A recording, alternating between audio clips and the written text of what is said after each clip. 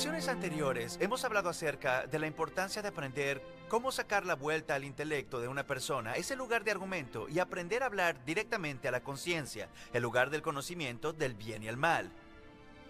Pero cuando compartes tu fe regularmente, sabrás que con el tiempo surgen preguntas y la gente quiere saber las respuestas y vas a querer contestarlas. Por ejemplo, ¿qué hacer cuando alguien tiene una pregunta sincera como ¿por qué hay tantos hipócritas dentro de la iglesia?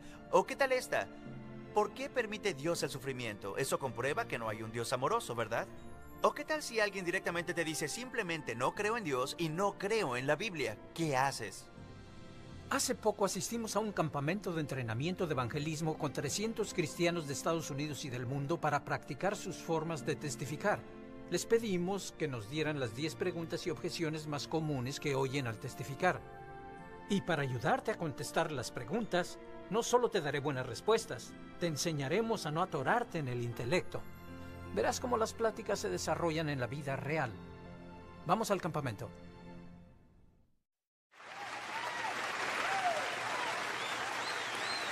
¿Quién tiene la primera pregunta? Bien. Sí, he encontrado esta pregunta algunas veces y creo que en el campamento pasado también tuvimos la misma. Alguien que te dice, ¿y qué de esa gente de tribus ignorantes en los lugares más profundos del África y en otras selvas, las cuales nunca han oído de Jesús? ¿Y qué hay del otro lado del mundo que no recibió el barco salvavidas? Aquellos que tienen sus propias creencias y su propio, digamos como los budistas, no han tenido conocimiento alguno de Jesucristo. Así que eso, digo yo, realmente siempre ha sido mi principal conflicto y es por eso que estoy dispuesto a recibir un poco de todo, porque si no lo haces, alguien se queda fuera. Pues la diferencia ahí es que ellos van a ir al infierno porque no han oído de Jesús, pero eso no es lo que dice la Biblia. Una persona no va al infierno por no haber oído el Evangelio. La persona es condenada por pecar contra el Señor.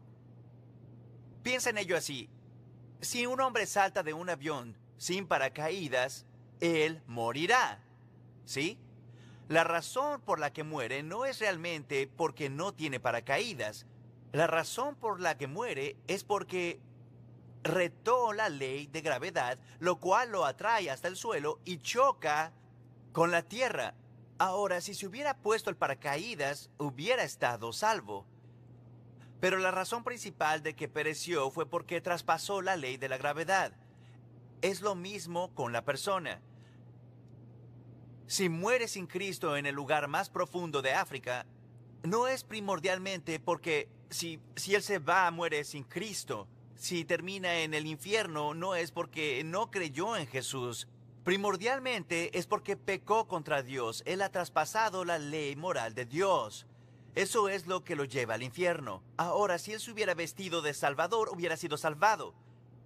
Y es por eso que si nos preocupamos por la gente en África o en cualquier otra parte donde no han oído el Evangelio, lo que hay que hacer es acomodar nuestros corazones bien con Dios y después ir a todo el mundo y predicar el Evangelio a estas personas para que pueda ser salva de su pecado.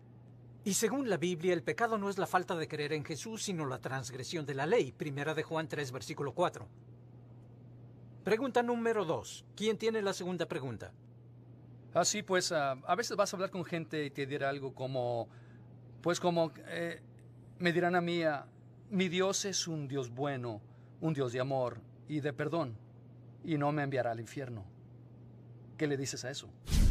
No creo estar en un estado mental en el que yo crea que haya pecado y que a raíz de eso deba pedir perdón. ¿Por mentir? Sí, ¿Blasfemar? he mentido, sí, lo he ¿Robar? hecho. ¿Adulterio del corazón? Supongo que tengo un Dios, yo creo en un Dios con un poco más de simpatía que un Dios de blanco y negro. ¿Sabes lo que acabas de hacer? ¿Qué? Has quebrantado el segundo mandamiento. ¿Sabes lo que dice? No hacer otra imagen delante de Dios. No puedes hacer un Dios para lo que te conviene. Es un ejemplo de idolatría. Crear un Dios a tu imagen. Eso lo hacía antes de ser cristiano, por unos 10 años, desde los 12 hasta los 22. Oraba todas las noches, pero no al Dios de la Biblia, sino a un Dios de mi imaginación, un Dios hecho a mi imagen, un Dios con el cual me sentía cómodo, sin ninguna referencia a la justicia o al juicio. Pero la Biblia dice que hay un Dios y dijo, yo soy el Señor, yo no cambio. Y Él también dice, no tendrá por inocente al culpable. El Dios de la Biblia se ha revelado a sí mismo como justo y santo y traerá toda palabra ante el juicio, incluso toda cosa secreta, ya sea buena o mala. También nos serviría razonar conforme a la ley civil. Digamos, si un juez es bueno y escucha de un hombre que ha cometido asesinato y violación, ¿permitiría que saliera libre? No, si es bueno. Él debe aplicar la justicia. Es la misma cosa con Dios. Él debe castigar el pecado. No se puede separar la bondad de Dios de su justicia. Y cuando Moisés pidió ver la gloria de Dios, dijo: dejaré que mi bondad pase delante de ti, porque no me verá hombre y vivirá. Y si Dios desatara su bondad sobre la humanidad pecaminosa, haría su justicia. No se puede separar la bondad de Dios de la justicia de Dios. Y este es el Dios que nos creó, el que vamos a encarar el día del juicio. Necesitamos un Salvador. En Romanos 5:8, Dios mostró su amor para con nosotros, en siendo aún pecadores, Cristo murió por nosotros. Y esto para salvarnos de la ira venidera. Pregunta número 3. Sí, ¿Qué le dices a alguien que comenta por qué hay sufrimiento entonces? Eso comprueba que no existe un Dios amoroso. cierto, que un Dios amoroso no permitiría el sufrimiento, es lo que están diciendo. Verás, es que no veo quién es Dios como para juzgarme. Tengo mis propias creencias y vivo según ellas. Y Dios es tan bueno y tan perfecto porque hay gente que muere de hambre, porque hay mujeres violadas y gente golpeada, porque hay alcoholismo, porque hay sida. Así que no siento que este Dios, quien quiera que Él sea, tiene derecho a juzgarme. Yo recientemente estuve en un campamento que mi esposa y yo tenemos para niños gravemente enfermos que se llama Campamento Luciérnaga. Y estuve con un padre una noche en el patio de la cabaña hablando acerca de su hija, quien tiene 6 años y tiene cáncer. Y ella estaba en el proceso de prepararse para que su pierna derecha fuera amputada porque el cáncer se había extendido a sus huesos y a algunos órganos de su cuerpo. Tiene 6 años, una niña adorable. Y estuvimos hablando del Señor y él dijo: sabes, debo admitir, creo en Dios, pero a veces cuando miro a mi hija y veo el hecho de que Dios no la ha sanado del cáncer, realmente sacude mi fe. Y siendo padre me identifiqué con él y me conmovió. Le dije: caramba, no puedo pensar en algo más difícil que eso, cuando Dios tiene el poder para sanar y no lo hace. Vaya, no tengo la respuesta para eso, pero al principio Dios creó al mundo y era bueno y no había dolor ni sufrimiento, y el dolor y el sufrimiento y la muerte son resultados del pecado de la humanidad. Así que no podemos pasar juicio moral sobre Dios diciendo: Dios, no eres justo, cuando la humanidad es quien ha pecado contra el Señor, trayendo la maldición y la caída. Y solo les recordé que la Biblia dice que a los que aman a Dios todas las cosas les ayudan a bien, esto es, a los que son llamados conforme a sus propósitos. Así que lo más importante es dejar que el sufrimiento nos haga acercarnos a Dios para que Él pueda usar el sufrimiento y también nosotros para su gloria. Y sabiendo que algún día, si somos nacidos de nuevo, estaremos con Él en el cielo, donde no habrá más dolor, sufrimiento ni más muerte. Y tuvo sentido para él, aunque la respuesta no puede borrar el dolor de ver y experimentar el sufrimiento. Me encanta como dice el príncipe de los predicadores, Spurgeon: la fe puede nadar donde la razón solo puede chapotear. Y como creemos la promesa de Dios que a los que aman a Dios todas las cosas les ayudan a bien, que conforme a sus propósitos son llamados, eso nos levanta por encima de nuestras circunstancias. Y como dijo Kirk, si tenemos esa fe, algún día entenderemos. Y Jesús dijo: ten fe en Dios, y la Biblia dice: sin fe es imposible agradar a Dios. Todos vamos a pasar algún tipo de sufrimiento, y esa fe nos levantará por encima del sufrimiento. Cuando le contestas a alguien una pregunta como esa de manera que tiene sentido y conforme la palabra de Dios o simplemente la razón o la lógica, realmente provee una oportunidad para que la gente abra su corazón o su mente y así le puedas decir: sabes, me alegro que estés pensando tan a fondo acerca de estas cosas. Algunas preguntas son muy difíciles de contestar y algún día le preguntaremos a Dios y escucharemos la respuesta si tenemos el corazón bien con Él ahora. Entonces puedes pasar a decir: ¿puedo hacerte una pregunta? ¿Te consideras una buena persona? ¿Qué crees que suceda cuando mueras? Entonces podemos pasar a nuestra aplicación de usar los mandamientos para hablar a la conciencia. Está bien, ¿qué tal la próxima pregunta? ¿Qué le dices a alguien que está seguro de que ya es salvo, aunque toda la evidencia en su vida parece mostrar que no lo es? Un hipócrita dice que ha hecho algo y nunca lo volverá a hacer. Yo nunca dije que no volveré a hacer las cosas que hago. Voy a seguir aún voy a tomar, voy a seguir siendo quien soy. ¿Sabes lo que digo? ¿Por qué? Porque así soy yo. Pues Así necesitas soy yo. nacer de nuevo. Sí, cuando, oye, No hay otra oye, solución. cuando yo lo sienta y cambie mi vida está bien. Pero por ahora voy a hacer lo que yo Puede hago ser que hoy. Dios te esté hablando a través de mí hoy. Puede ser que sí. Pues escucha. Pero yo no te conozco. ¿Cómo te llamas, mi hermano? ¿Sabes lo que estoy diciendo? No sé quién eres. Mi nombre es Solo Rey. eres un tipo preguntón haciéndome preguntas, haciendo una entrevista. Eso es todo. ¿Sabes lo que Dios hizo para que no vayas al infierno? ¿Sabes qué hizo? ¿Qué hizo? Envió a su hijo a morir en la cruz por Te ti. diré algo. Te diré algo. Ya sos salvo, hermano, porque acepté el hecho que Jesucristo murió por todos mis pecados. ¿Sabes lo que estoy diciendo? Es una buena pregunta. Cuando alguien se te acerca fumando un cigarrillo, maldiciendo y blasfemando y está viviendo con una novia, pero tiene un tatuaje de Jesús en su frente y te dice, sí, amo al Señor, soy nacido de nuevo desde los 6 años, y piensas, algo está mal aquí porque tienes discernimiento.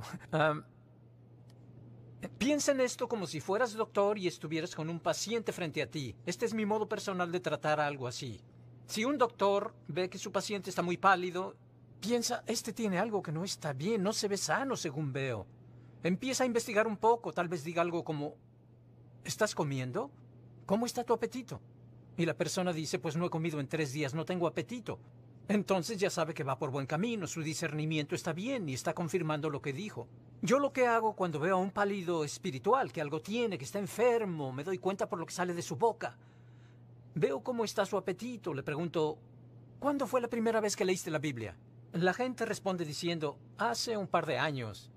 Y digo, las cosas no andan bien entre tú y Dios, ¿verdad? La Biblia dice que la entrada de la palabra de Dios trae luz. Un falso convertido o alguien que se ha alejado de corazón no deja de orar. El 90% de los americanos oran. Todos oramos por la salud de la familia, etc.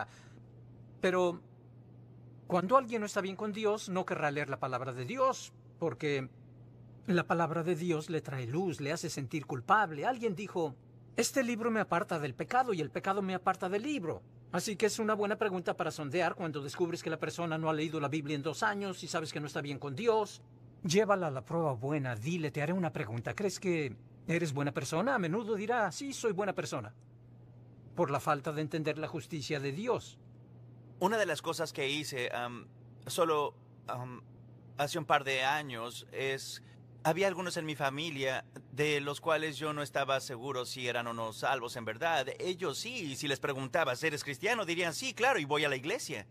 Y recuerdo en el año nuevo sentarme con ellos y ser muy directo acerca de esto. Dije, oigan, ¿puedo hablar con ustedes? Y eran de mi familia. Y dije, oigan, he estado leyendo la Biblia y hay un versículo, Mateo 7:21, donde Jesús dijo, no todo el que me dice, Señor, Señor, entrará al reino de los cielos. Y que habrá muchas personas que clamarán, Señor, Señor, y entonces Cristo les declarará, Jesús les dirá, jamás os conocí, apartaos de mí. Y habla de las personas que creen que son salvos sin serlo. Y le dije a mi pariente, eso me motivó a examinar mi corazón para ver si realmente estoy en la fe. Me he arrepentido de todo mi pecado y puesto mi confianza en Cristo y me hice la propuesta de Año Nuevo de hablar con mis seres queridos porque quiero estar seguro de que van a ir al cielo. ¿Puedo hacerte una pregunta? ¿Tú te consideras una buena persona? Sé que vas a la iglesia, que crees ser salvo, pero esto es importante.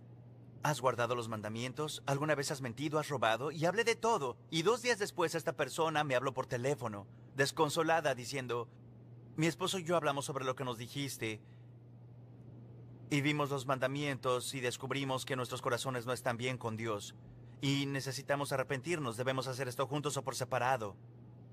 Y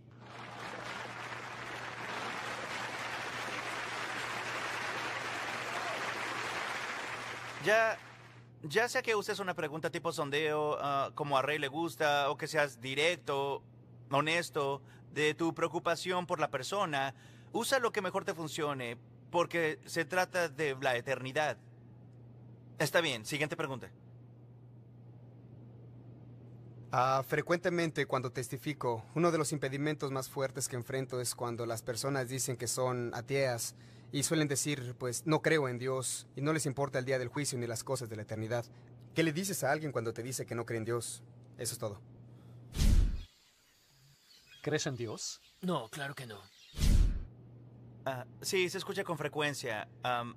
En particular, la gente de educación superior dice no creo en Dios, hemos comprobado que Dios no existe, lo no necesitamos. Pero me gusta decir, ¿sabes? Es interesante. Tenemos que recordar que solo el hecho de que no creamos en algo no lo hace desaparecer.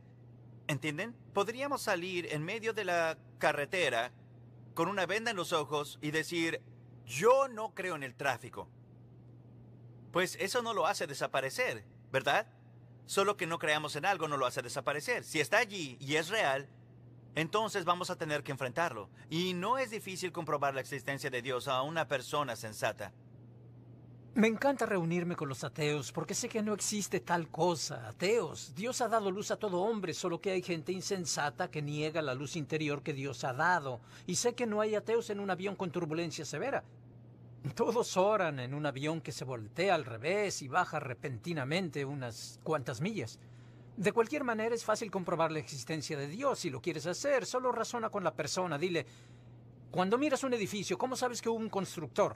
El edificio es prueba absoluta de que hubo un constructor. Aunque nunca lo hayas visto, aunque nunca hayas hablado con él, aunque no sepas su nombre, tiene que haber un constructor. El edificio es prueba de que había un constructor, va algo así. ¿Edificio? ¿Quién lo edificó? Y este mismo principio poderoso puede ser usado con pintores y pinturas. Cuando miras una pintura, ¿cómo sabes que hubo un pintor?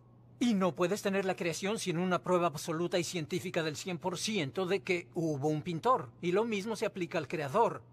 No puedes tener una creación sin un creador. La Biblia dice, porque las cosas invisibles de él, su eterno poder y deidad, se hacen visibles desde la creación del mundo, siendo entendidas por medio de las cosas hechas, de modo que no tienen excusa. Del mismo modo que no puedes tener una pintura sin pintor, no puedes tener una creación sin creador. Pero no te quedes en el intelecto, ve tras la conciencia. Otro hecho interesante, no sé si lo has escuchado, pero aquí hay un artículo de la prensa asociada, ha estado en todas las noticias. Un profesor de filosofía británico, quien ha sido un campeón principal del ateísmo por más de 50 años, ahora ha cambiado de parecer, se llama Anthony Flew, y ahora ha rechazado sus creencias ateas porque él dice que la evolución no puede responder por el hecho de que una célula singular contiene más información que todos los tomos de la enciclopedia británica. Y eso lo sabemos de la ciencia, y la evolución no puede responder por ello. Y la creación nos demuestra que hay diseño inteligente en el creador. Y siempre recuerda cuál es tu agenda como cristiano. Quieres que la gente se vista de Jesucristo. No quieres solo convencerlo de la existencia de Dios, algo que ya sabe. Y piensa, si estuvieras en un avión y quisieras convencer a alguien de ponerse un paracaídas, podrías discutir con él de la existencia del que hace aviones. Pero lo mejor que puedes hacer para convencerlo de ponerse el paracaídas es sostenerlo de los tobillos fuera del avión unos segundos. Nomás le haces así. Uy, veo lo que dices, dame el paracaídas. Y eso es lo mejor que puedes hacer por un pecador. Suspéndelo fuera de la puerta de la eternidad solo unos segundos sin el Salvador. Déjalo colgado, habla de sus pecados, de los mandamientos. Dile que tiene que enfrentar una ley más severa que la gravedad. Y él dirá, uf, ¿qué puedo hacer? Y le dices, vístete del Señor Jesucristo, el Salvador.